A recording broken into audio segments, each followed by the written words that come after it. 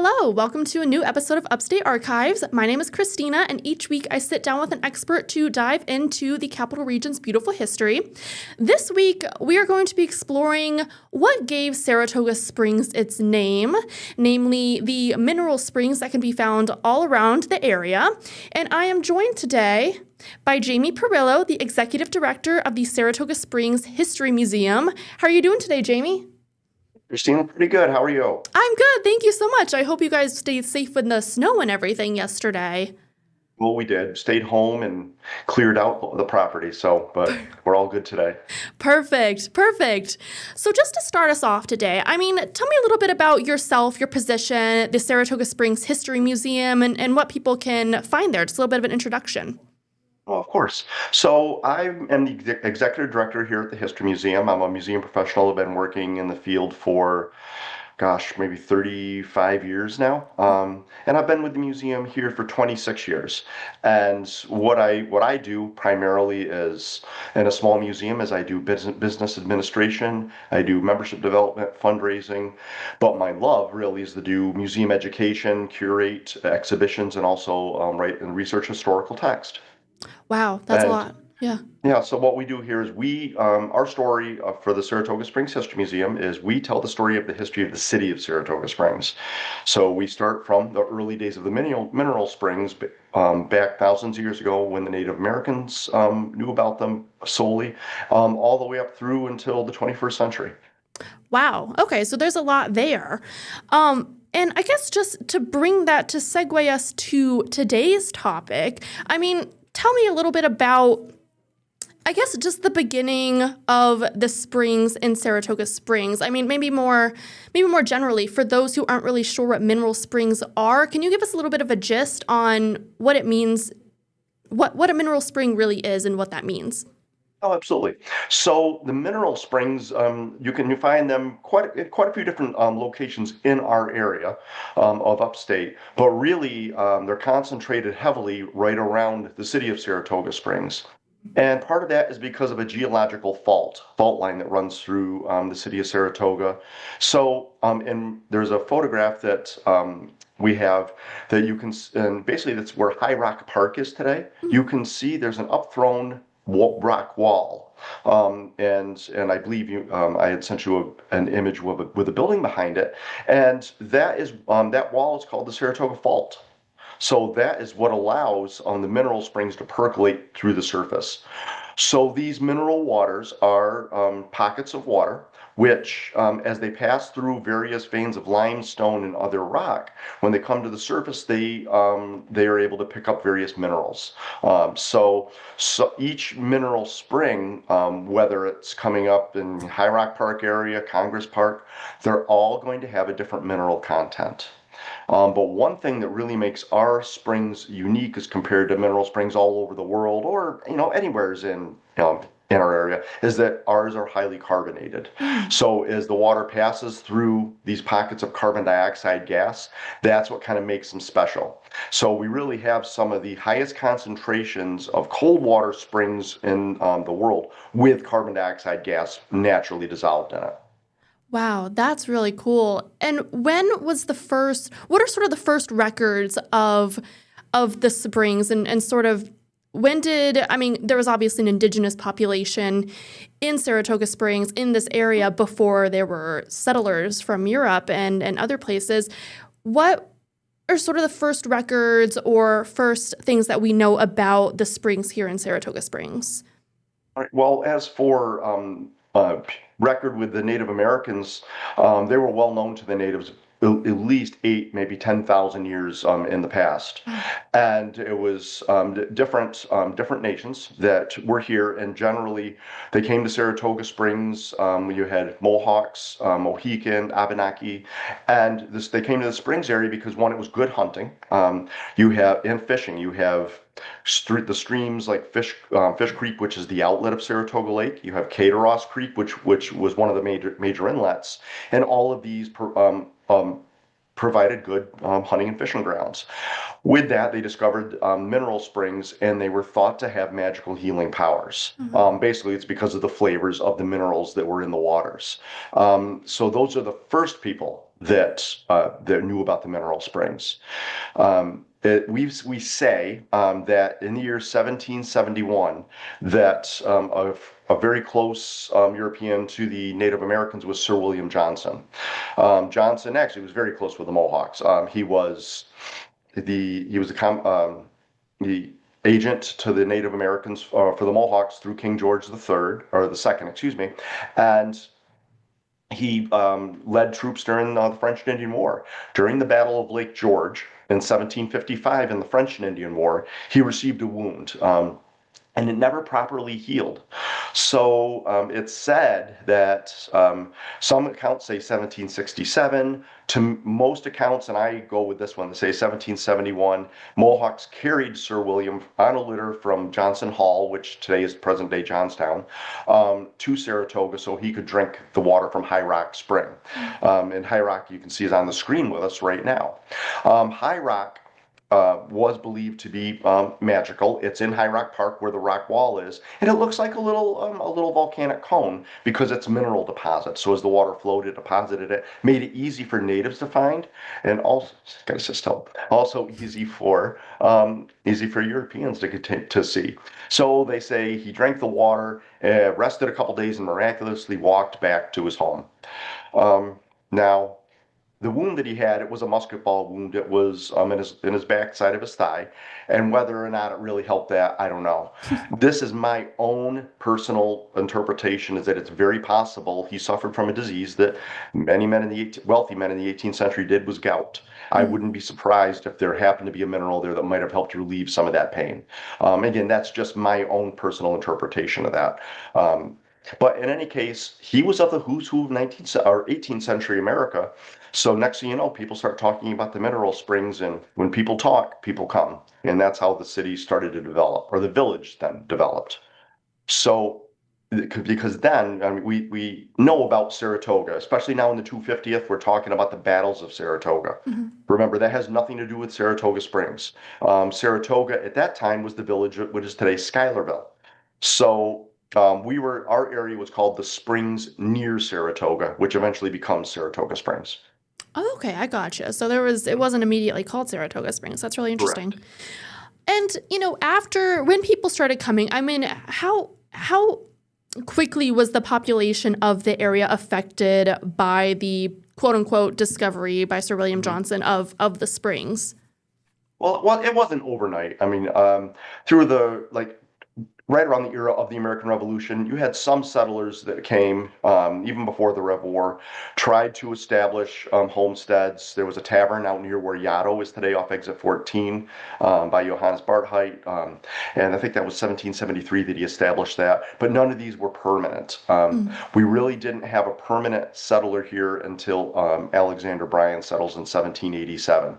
And that was right in the area of High Rock, where that is today. And we're all familiar with, well, many of us are familiar with the restaurant, the Old Bryan Inn, which is just adjacent to the park. And that is in a building built by his son, John. Alexander didn't build that, but it was right next to where his original cabin was. So that's where the village of Saratoga Springs actually got its start. Oh, wow, that's really interesting. It's always where it's always at places that you see, but you have no idea that they were just such landmarks back in the day. And, with more and more people coming, I mean, I know you said it wasn't overnight, but over the years, as I've heard that the area sort of became sort of a health destination. Is that an accurate way of describing it? Yeah, exactly. Prior to the Gilded Age in America, the mineral springs became popular. People read treatises on the mineral waters, what illnesses they could help. There was one written by Dr. John Steele, I believe 1817, and it was copied year after year after year. And they analyzed in that many of the mineral springs. They analyzed the mineral contents, the rate of flow, and what illnesses each spring should actually be able to treat. So those were shared with physicians who from there gave their clients their prescriptions, and they would send them to Saratoga Springs to take the waters because they thought that they might eliminate some of their ailments. So that's how the village started to grow. So you have most of the village right around High Rock. But in 1802, one of our settlers, his name was Gideon Putnam, Gideon decided that he was going to build a hotel near another mineral spring that had been discovered a few years prior to this. And that spring was called Congress Spring. And today that's in what is in Congress Park, where our museum is located. And that image that we're seeing there, that's about 1864 or so. But that mineral spring is the one that Gideon Putnam found. So he built a hotel right across the road from that, called it Putnam's Tavern and Boarding House. Everybody thought he was absolutely nuts for doing this. He's a good quarter mile, if not more, from the main village. And they said, why would this crazy guy go where the swamp is? Because this was all swampland, and build this. Well, he found a mineral spring. Or yes, he has the mineral spring. He makes it accessible, fences it off so that cattle can't get in there. And then he says all the mineral springs on his property are going to be free and open to the public, so anybody could come drink it. And all of a sudden, bam, people started coming. We weren't the first spa. Ballston Spa was already established before Saratoga Springs, and they had a few mineral springs as well. But now we're in direct competition with Saratoga, well, with Ballston Spa. And because of Putnam's vision to build away from the main village, that starts to really develop the city. Gotcha. And, with all these people coming, were there any big names, any celebrities that ended up coming up to the area for the Springs? Basically, if anybody that could have early on, anyone that could afford to come to Saratoga Springs and stay, and because you stayed for a period of time, they would. Actual names on the early end, I could say some of our folks like, George Washington, and we don't, everybody says, well, George Washington slept here. Well, we know he came here. Who knows where he stayed. We actually do believe he stayed in a tent, probably with General Philip Schuyler. So those are a couple who's who. But as you go through the early 20th century, early 20th, excuse me, early 19th century, you would have seen folks that were politicians, some wealthier individuals worldwide, folks like Marquis de Lafayette on his tour of America. He came through Saratoga Springs. So there were quite a few. They were staying in, at that time, we had mostly small boarding houses. But Putnam's Hotel was slowly growing. So what started as this one little tiny tavern had now grown into a larger hotel. And following his death, his family ran it as a bigger hotel and called it Union Hall. Even built a hotel across the road from it in what is now Congress Park and called it Congress Hall. So they're accommodating this influx of guests coming in. And that's your early to mid 19th century. And I know you had mentioned that the mineral spring in Congress, the Congress Spring was opened for free to people. Were there any springs that actually you had to end up paying for? Yeah, actually there was. So there's a spring that was called Pavilion Spring, and that was located just off Lake. Yep, that's it right there, just off Lake Avenue. If you're familiar with Saratoga Springs, that's right about where the old Saratogian building or Walton Whitman Brewery is. And there's a parking lot back there. That's where that stood. So that was originally tubed in 1832 or 34 by a man named Daniel McLaren. McLaren owned a big hotel called the Pavilion, and that was just about where City Hall is today. So McLaren built this great elaborate pavilion, and the one you see here is not that one. This is in the 1870s.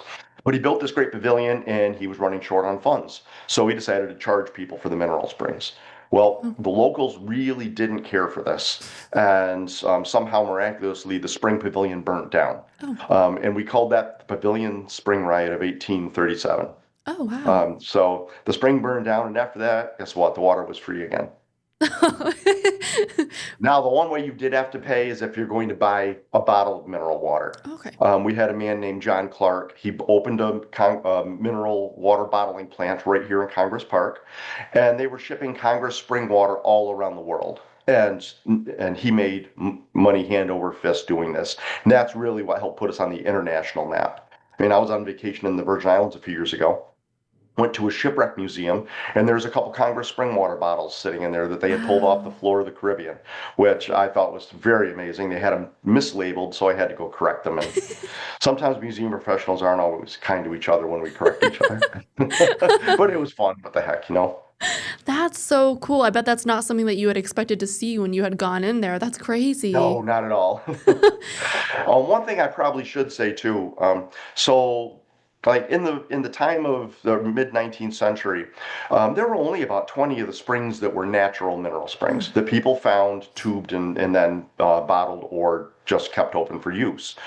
Many of the mineral springs were actually drilled.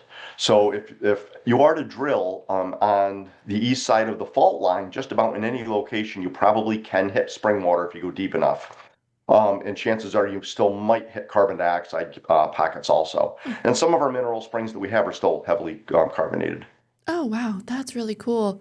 And with so many people, with so many springs being drilled into, so many people beginning to use it, did it affect the environment at all or the quality of the water or the amount of water that was there? Oh yeah, absolutely. Um, so through the, I'll lead up to it. So through the 19th century, we became Disneyland. This was the place to see and be seen of 19th century America. And now all these hotels like Congress Hall, Putnam's Tavern and Boarding House that became Union Hall, these keep growing. And now we have the largest hotels in the world. So we have Putnam's Place eventually becomes the Grand Union Hotel. Congress Hall that he had first constructed, and then Putnam did build that. It burned down, but then was reconstructed into a larger Congress Hall by the owners. United States Hotel was constructed, and each of these hotels had 700 plus rooms. I mean, Oh, wow. they're absolutely massive structures because if you came to Saratoga Springs at that time, you stayed here for, say, the entire summer. You weren't here Mm. just for a short visit. Um, but it was a time when we had the emerging middle class in America. It's the Gilded Age, so you definitely have the highest or the very wealthy individuals that are coming. So people in the 19th century are no different than people today. Today, we might go to the racetrack, right? And then we go to the clubhouse and we're trying to see what celebrities might be in a box somewhere or who's the horse owner that we might have seen on TV. Well, same thing then. You're going to look around and you're like, oh, wow, there's Commodore Vanderbilt. He's walking down the street, or there's JP Morgan, celebrity watching. Or you're a businessman and you want your one chance to meet up with one of these guys. This is the only chance you're ever going to get to rub elbows with them because they're not going to take your appointment in New York City. So all of that drove us.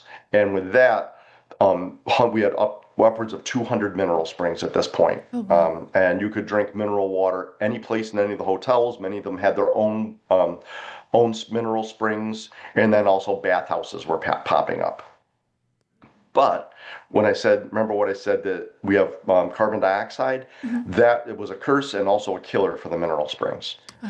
As we go into the late 19th century, the soda pop industry is taking hold. So there's a demand for bottled or canned carbon dioxide for them to use in soda fountains. So numerous they were called carbonic gas companies opened in Saratoga. They developed ways to extract the water from the ground, remove the carbon dioxide gas, bottle it, and then dump the waters. And millions of gallons were just being wasted and dumped, and the reservoirs did deplete. So yeah, that actually did happen. Wow. And Long way around. yeah, when did that, was there any legislation that was later put in place to protect the mineral springs after that? Yep. Yep. There was, so it began with a court case, which was Frank Hathorn versus, oh, the owner of Temple Grove Seminary. The names escape me right now, but they had allowed Temple Grove was up on Circular Street. They had allowed a carbonic gas company to pump near them. It depleted Hathorn Spring, who had Hathorn Spring, which is near where our parking garages today, and also he owned Congress Hall. So he sues the Temple Grove Seminary and the carbonic gas company. From there, a committee is formed of concerned Saratogians that they wanted to save the mineral springs. So between the court cases and the committee, they're able to get legislation passed. And in 1908, it was called the Anti-Pumping Act. So in this act, they made this, the state of New York claimed eminent domain, purchased or took almost every mineral spring in Saratoga Springs, shut down the gas companies, and capped off almost all 200 mineral springs. Wow. Okay, that's great. I mean, at least, and I assume that's helped us today, but we'll find out about that once we return from our first break. Thank you so All much. right. You're welcome.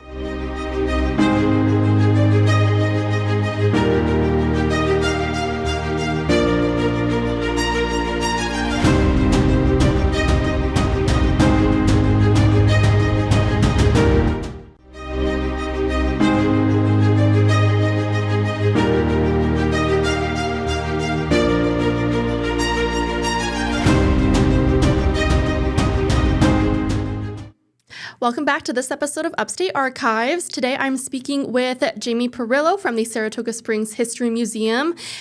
We've been sort of going over the history of the springs that gave Saratoga Springs its name, and I think it's time for us to move into a little bit more of the present. You had talked about some legislation that was put in place to protect the mineral springs so that they stayed that they were just generally protected for Saratogians and for everyone that lived here. So I think that's a good place to start. Tell me a little bit about how the springs are operating today. How many do we have compared to back then? Just how is it looking today? Well, so I mentioned that the state took over the springs. From there, the New York State started bottling mineral waters as state water. So that led to the creation of the state reservation, which today is Saratoga Spa State Park. So at the state reservation, there was a bottling plant. There were also bathhouses, and this was the beginning of your 20th century version of what the mineral springs were used for. Health was heavily promoted by the state of New York. So, like I said, they had capped off about 190 of the springs, left about 20 that were still flowing, and most of those were still heavily under state control. A couple others, like the ones that were in High Rock Park, where there was, Governor, Empire, Emperor, and High Rock, those ended up becoming part of the city of Saratoga Springs property. So the city bought the park from the state of New York to make that a state park. So those springs were preserved there that way. The rest of the mineral springs were either some like Hathorn was still flowing here. That was used for anybody that could go would want to take a drink, or the state built a massive drink hall over that. Oh, wow. So these drink halls, there was one there. There was one where our visitor center is today, which was actually used at one time was a trolley station, and then became the trolley station drink hall. So you would go in. There were hundreds of tables. Folks would sit 3 or 4 people around the table with a bottle of mineral water. It looked like you were in a restaurant or a tavern, but no, you're drinking mineral waters. So this really continued right up until the 1950s. And the state even bottled our mineral waters. If I don't, I might be wrong on the date, but I'm going to say right up until the early 1970s. Wow. And then you could still get Hathorn water, State Seal, which today is still one of the favorite waters of people bottle water down in the state park. So it's changed. It's changed a fair amount. Visitors that come to Saratoga Springs today, they'll come to the museum and they'll say, "So, what about the mineral springs? Are these things we heard about them? Is there water?" Luckily, we have Congress Spring right across the road, so I can walk them out the door and point it out to them. But yeah, people do like to come here on to do some spring tasting, but you don't see a lot of folks coming to Saratoga Springs just to get healthy, though. Right, I see. I see. And have you personally tasted the water from around here? Oh yeah, I've tried just about all of them. I have some that I really like. I have others that I can't touch. So, um, and like I say, and everything has a purpose for drinking it. In the 19th century, early 20th, you couldn't just go to the store and buy a pack of multivitamins. So back then, if a physician told you if you drink this one because it's got a lot of iron in it, well, maybe you're iron depleted. Maybe it's magnesium. Mm. Um, I think the Star Spring, if I remember correctly, or is known for helping skin ailments and shingles. So yeah, everything, and some of them really did have a good purpose. So personally, I don't drink them for health reasons. I just drink it because I kind of like the flavor, and I think it's cool when you're drinking something that's naturally carbonated coming right out of the ground. I think so too. Can you still like if I brought a bottle to to fill up a bottle, would that be allowed still, or is that something Yeah, that's generally frowned upon? what's people do it all the time. I'll see them here, and generally it's locals. I'll see folks that might go to Congress Spring every day, fill a bottle. And one thing I've done is I've filled them. Like here at the museum, we've done spring water tastings where Mm. I'll go out the day before and get mineral waters from, say, a dozen springs. You bring it in, and then you look at it, and then in the morning, a lot of the minerals participate out. Oh, So, or wow. precipitate out. So, I don't know how they prevented that when they bottled it. Wow, that's really Um, interesting. Yeah. yeah, but I probably the one that's heaviest used is State Seal down right across from the Auto Museum in the state park, and there's usually lines there for people who are trying to collect that for their homes, and it's the mineral content in State Seal, from what I've been told, it's very, very minimal, but it's just at the right amount that appeals to the human palate, whether we even know it or not. But that's why Mm. people like that. Awesome. Well, perfect. Well, I think, sorry. I'm just moving back a little bit. Oh, okay, sorry. Well, I Sorry. think that's going to bring us to the end of the episode today. If anyone is interested in learning more about the Springs or the Saratoga Springs history in general, where can they find the Saratoga Springs History Museum?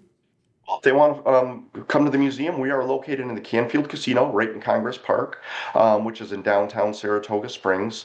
This time of the year, we are open Wednesday through Sunday, 10 to 4. We close down January and February for exhibition renovations, but then we'll be reopened 5 days a week, 7 days during the summer, or our website, saratogahistory.org. Perfect. Well, thank you so much today for joining me, Jamie. I really appreciate it. You're This has welcome. been super educational and just so cool to me how I mean, Saratoga Springs is it's a big popular city in our area now, especially with horse racing. But just to see its history is just such a cool thing. To see how far back it extends is just amazing. So thank you so much for teaching us so much today. Welcome. Thanks for having me. I appreciate it. Of course. And thank you so much for joining us on this third episode of Upstate Archives. Catch us next week. Thank you.